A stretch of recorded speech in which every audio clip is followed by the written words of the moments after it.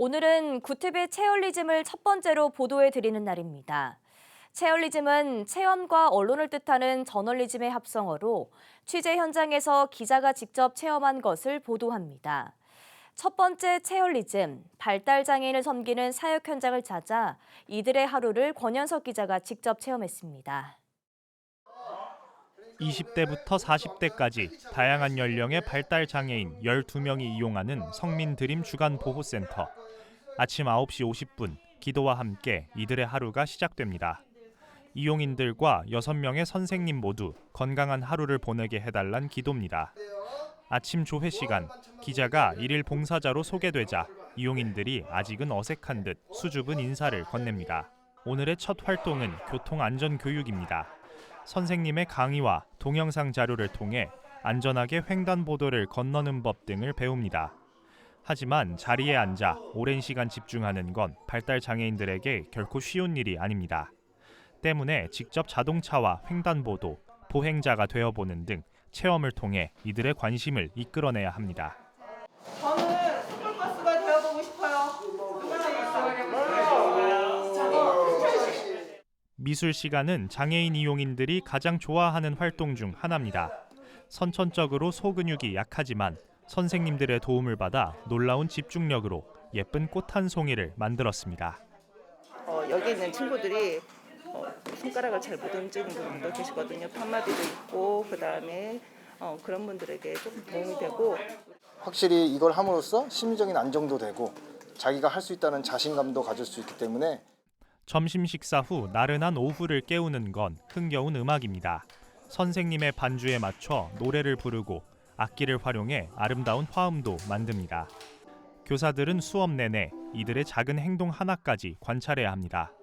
의사 표현이 어려운 발달 장애인의 요구를 알아채고 문제 발생 시 즉시 대처해야 하기 때문입니다. 이용인 개별 특성에 맞춰서 일단 선생님들이 하루하루 계속 일지를 적거든요. 그래서 이 친구들이 어떻게 도전적인 행동을 했고 아니면 친구들이 어떤 행동을 했을 때 더 좋아했는지 아니면 싫어했는지 이런 거를 파악을 해서 어떻게 지원하면 최대한 최고의 능력을 발휘할 수 있는지 그걸 항상 하고 있고요. 매주 나들이를 떠나며 야외 활동도 진행합니다.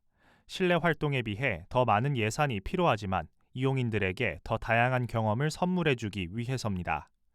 이 같은 운영을 유지할 수 있는 건 정부의 보조금과 함께 센터를 설립한 교회의 끊임없는 지원 덕분입니다.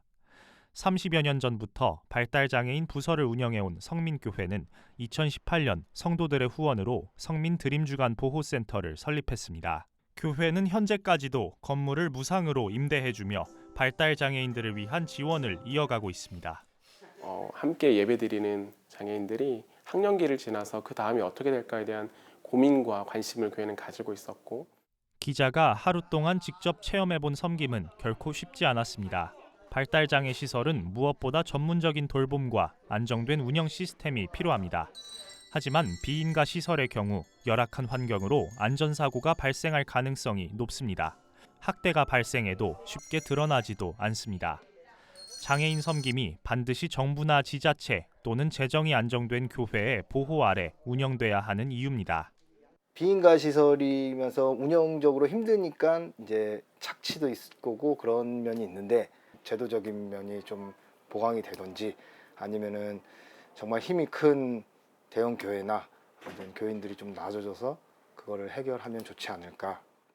발달 장애인들을 섬기는 올바른 자세, 이들을 위한 환경을 갖추는 것이 우선입니다. 구티비 뉴스 권현석입니다.